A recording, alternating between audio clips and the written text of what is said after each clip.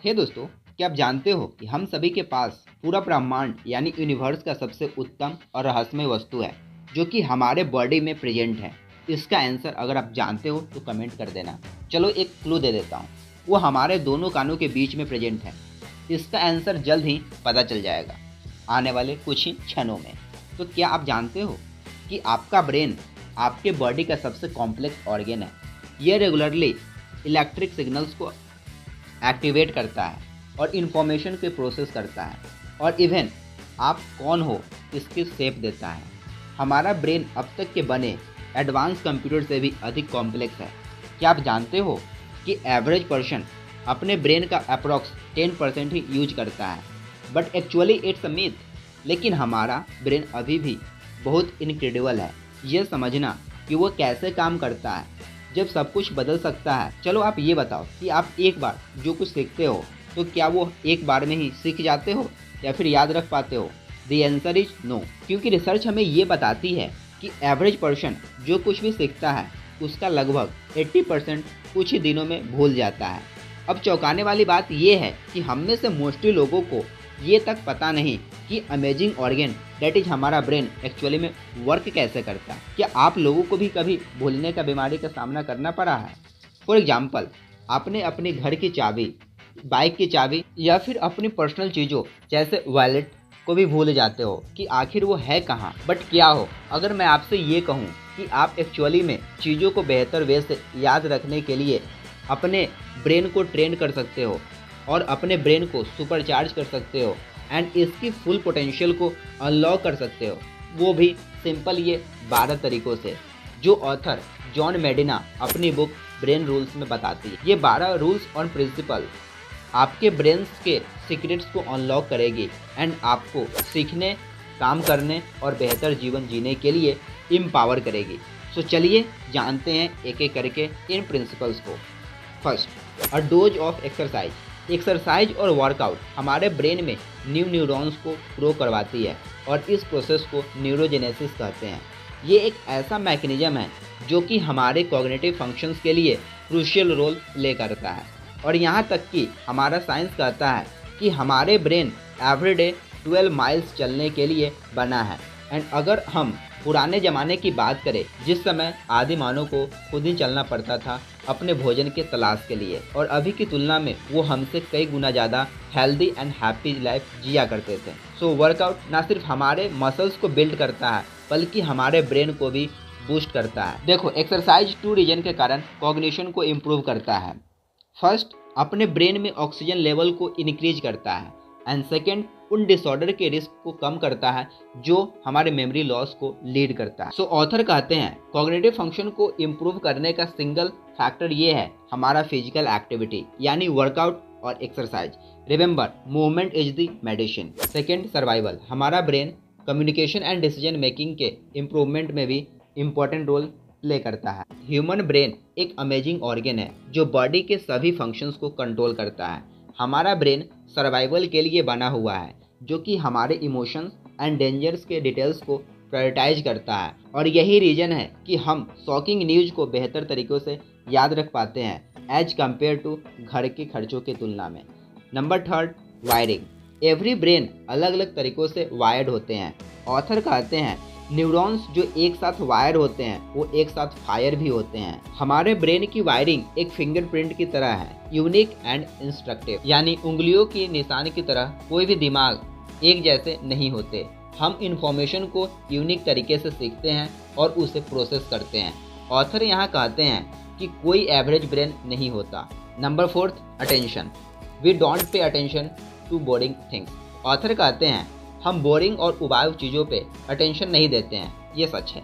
हम जिस पे ध्यान देते हैं वह मेमोरी से डीपली इन्फ्लुएंस्ड होता है और हमें ये नहीं भूलना चाहिए कि इमोशनली घटित कोई वर्क और इवेंट हमें लंबे समय तक हमारे मेमोरीज भी रखती है। हमारा ब्रेन न्यू चीज़ें और एक्साइटमेंट तलाशने के लिए बना हुआ है। यदि कोई चीज़ बोरिंग है तो उससे ध्यान भटक जाता है और सीखने में बाधा आती है। सो अपने ब्रेन को बिजी रखने के लिए और लर्निंग कैपेसिटी को बूस्ट करने के लिए स्टोरी टेलिंग एंड विजुअलाइजेशन का यूज करें। एग्जाम्पल, अगर आप कोई टॉपिक पढ़ रहे हो तो उसे किसी स्टोरी से कनेक्ट करके पढ़ो, लर्न करो और अपने माइंड में विजुअलाइज करके पढ़ो।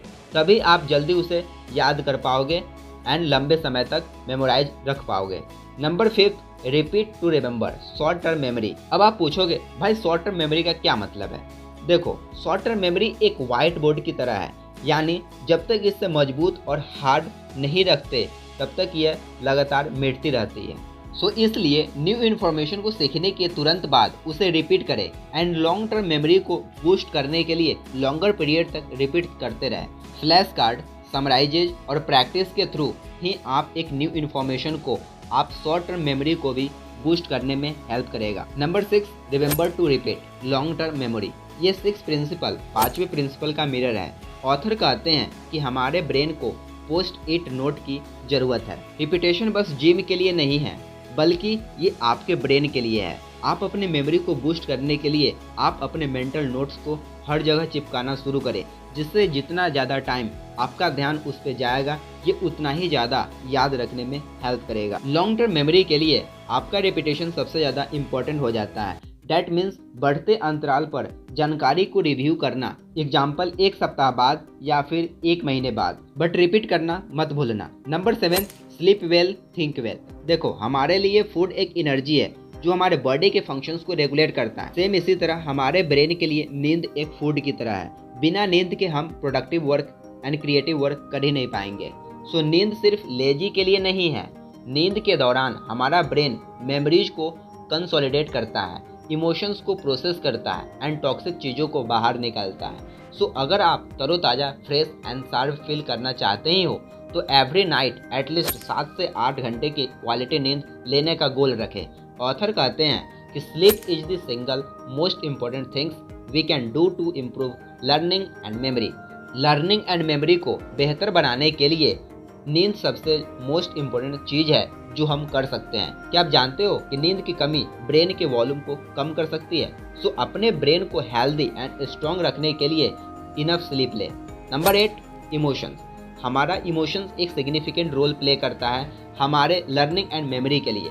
हमारे इमोशनल एक्सपीरियंस ज़्यादा यादगार होते हैं न्यूट्रल एक्सपीरियंस की तुलना में। देखो, हमारे ब्रेन का एक पार्ट जिसे हम हिपोकैम्पस कहते हैं, जो कि हमारे इमोशंस को प्रोसेसिंग करने में हेल्प करता है बाय लर्निंग एंड मेमोरी। इसलिए लर्निंग के लिए इमोशन इतना इम्पोर्टेंट हो जाता है।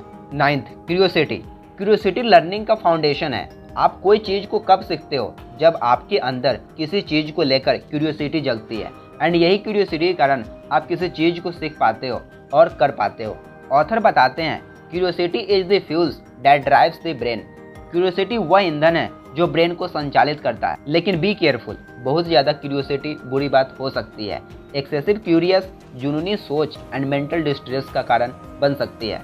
10th, focus on positive for better brain. क्या होगा अगर मैं आपसे ये कहूँ कि आपके ब्रेन में खुद को रीवायर करने की अमेजिंग एबिलिटी है, जो कि सच है। Really positive experience and emotion के through literally happiness and success के लिए आप अपने ब्रेन को रीऑर्गेनाइज कर सकते हो एंड ये आपको बेटर ब्रेन बिल्ड करने में हेल्प करेगा। Number 11th, that is movement. Physical movement ना सिर्फ आपके बॉडी के लिए बल्कि आपके ब्रेन के लिए भी अच्छी है। इधर उधर घूमने या फिर घूमने फिरने के लिए स्मॉल ब्रेक लेने से फोकस और लर्निंग की आउटकम्स को इम्प्रूव कर सकते हो।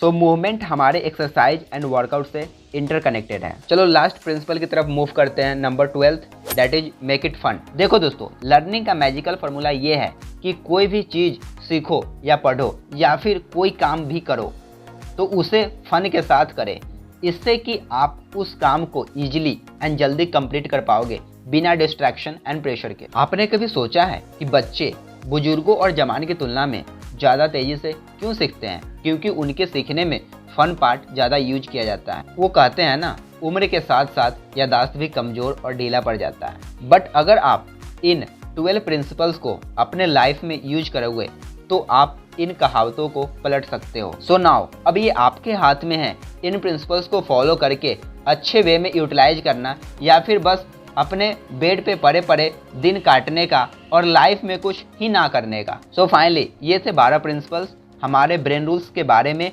जिसे फॉलो करके आप अपने लाइफ के हर एरिया में सक्सेस अचीव कर सकते हो अपने फुल पोटेंशियल्स को अनलॉक करके।